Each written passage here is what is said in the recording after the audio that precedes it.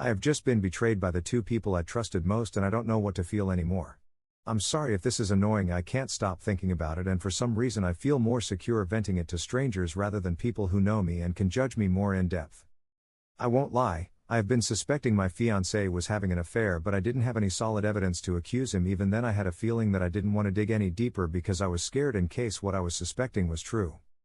12 days ago I came home from visiting my mom's and I headed upstairs to wake my fiancé as he had a habit of sleeping in way past 2 p.m. and then complain that I didn't wake him. I open the door and all I see is my practically naked sister rushing to try and get out of a lingerie bodysuit that belonged to me. I don't know how to explain it but my mind just went blank, like whatever I was thinking about beforehand suddenly disappeared. You know when you stand up too fast and your head just gets a little dizzy?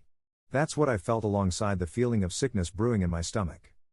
I stood there for a solid 30 seconds looking at the two people I trusted most look more shocked than I felt. My fiancé jumped out of bed and suddenly came up with excuses. It went from it was an accident to I was lonely and needed sexual relief. I probably should have. My best friend killed herself 2 weeks ago. The girl I knew for over 15 years was suddenly out of my life, and even though I'm surrounded by people, I've told my fiancé about how alone, devastated and guilty that I couldn't have done anything to help her. I just left. I didn't take my car because at that point my eyes were about to just started flooding. I walked to my friend's, 10 minutes, and confided in her about what happened. The amount of grief I felt from not only losing a BFF but losing my relationships with my fiancé and sister within the same 2-week period. Now that I'm sitting down to write this, I don't know if any of these relationships will ever be mended or could ever go back to the way they were. I don't understand why my sister of all people would do this.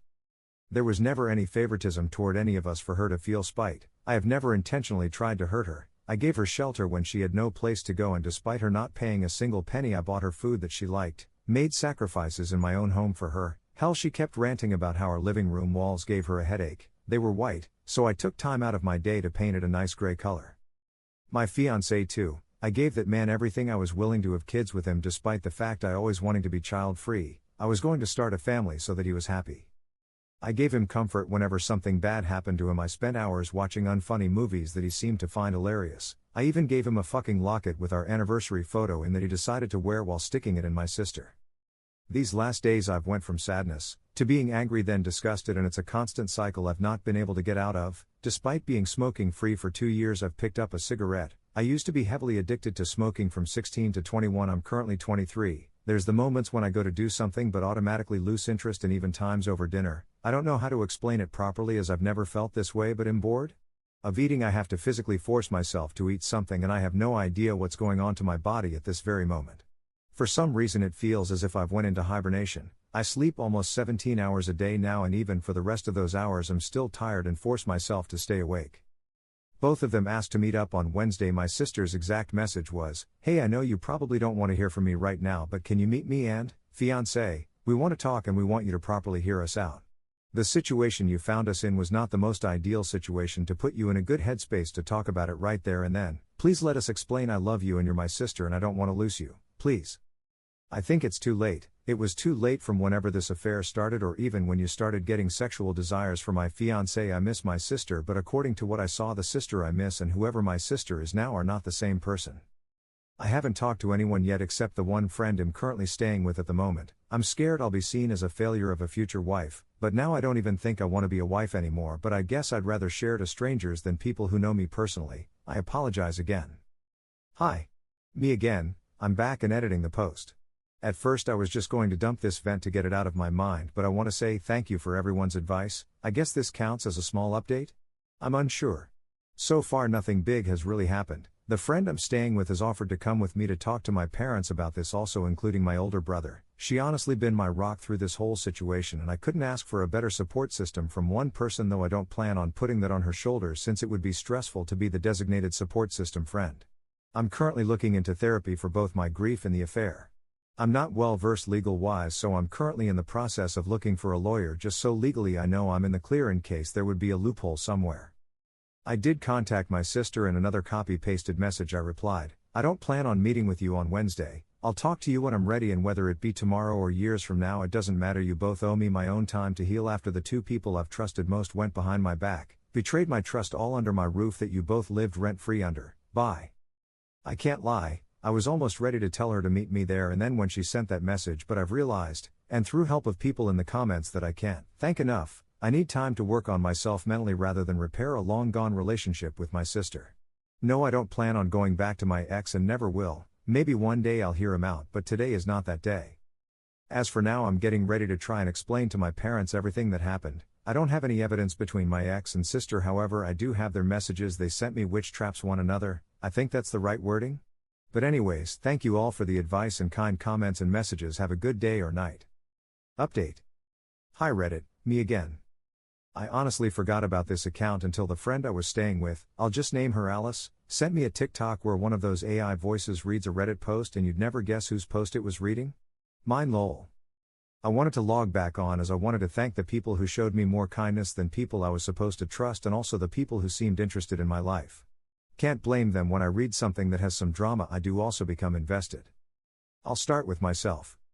I got myself into therapy and began taking care of myself and myself only. Entering my relationship with my ex, I hadn't noticed how much time I spent taking care of him and neglecting myself and my needs.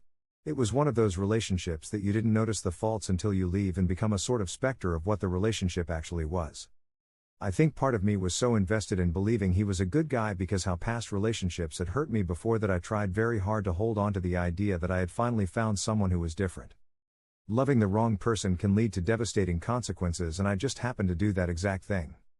Whenever I had seen stories before about people staying with their cheating partner, I was so quick to criticize how stupid that would be and thought, what did you expect? When they cheat again, but now that I've been through that, it was eye-opening. It's not easy to just up and leave behind someone you had invested so much love, time and effort into. Yes, you can lose all love for that person in seconds, but you never lose the feeling of the love you felt before, if that makes sense. After I found out, I did want to try and work it out for many reasons, but through the help of my therapist, she helped me realize that I wanted to stay because after my best friend's death, he was the only thing that felt familiar in the moment. Everyone is growing up and moving away in my life. I was in a position that I felt so alone. But to expect people not to change is to not allow growth. They moved out of my house and I moved back in. I won't lie, it was lonely. I was so used to other voices in my home that it felt empty. But an empty room is open to hundreds of ideas, in my opinion. I redecorated with the help of friends and some family, and even though I had lost 2 people, thanks to them I was able to make memories that I'll cherish. I won't try and cover up that before I got therapy I was indeed a wreck. I was just so tired of disappointment from my ex that the cheating was the final blow that knocked me back into reality.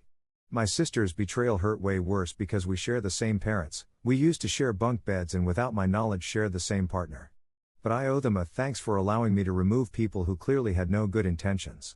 I will always love my sister even though I don't want to, but sometimes there are strings attached to people that just can't be cut, and she is one of them. I'll never welcome her into my home again, but I'll answer the phone if she was at her lowest. Even though she was a snake in my garden doesn't mean she's not my sister. She did try to call a couple of weeks after she had moved out, and at first I was angry at her. I honestly just wanted to hit her with everything I had, but when I answered and heard her voice I just felt sorry for her. Everyone in my family knew how terrible she was, and just for some pleasure she ruined the last relationship that was trying to help her. I just think she's a very self-destructive person that will never learn. They were constantly staying at different friends' houses because they couldn't afford to rent anywhere. My sister is apparently cheating on my ex with random people. And none of them are able to hold down a job. I would say karma, but it's just sad. My ex traded someone who became a pushover for him, who gave him everything she could for someone who couldn't give a shit about him. I wish them well. I deserve better than that, and I just hope one day they grow up and begin to become better people than who they are right now.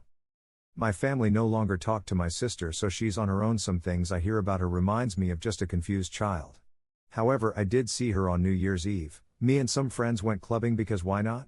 And we unintentionally ran into her. At first I tried to ignore her and just pretend I didn't see her, but she ended up coming up to me and tried to talk to me as if nothing happened. As the ex-partner I wanted to slap her, but as her sister I wanted to hug her and ask her why. But I just left. After we remove labels of sister or her partner's ex or whatever, we share the same DNA, and that will always be the thing that connects us. As for my dating life, I'm currently seeing someone and have been doing since November 23. I deserve happiness, and I deserve a lot more than what my ex gave me. However, I'm still dealing with issues from that relationship that has me in moments of guilt of not giving my full trust. I'm happy that he understands and listens to me when I have concerns, but I don't want to constantly live with issues I carried because of someone else. We're taking it slow and he always reassures me. He's a good guy and I'm happy he's in my life. I will find my peace with the situation eventually, but I'll have to work to get to that point, and that's okay. Sorry for the whole ramble, but this is still sort of a vent post. I have a lot of mixed emotions that I haven't been able to untangle. Thank you to everyone who listened, reached out, and gave advice. I appreciate that so much, and I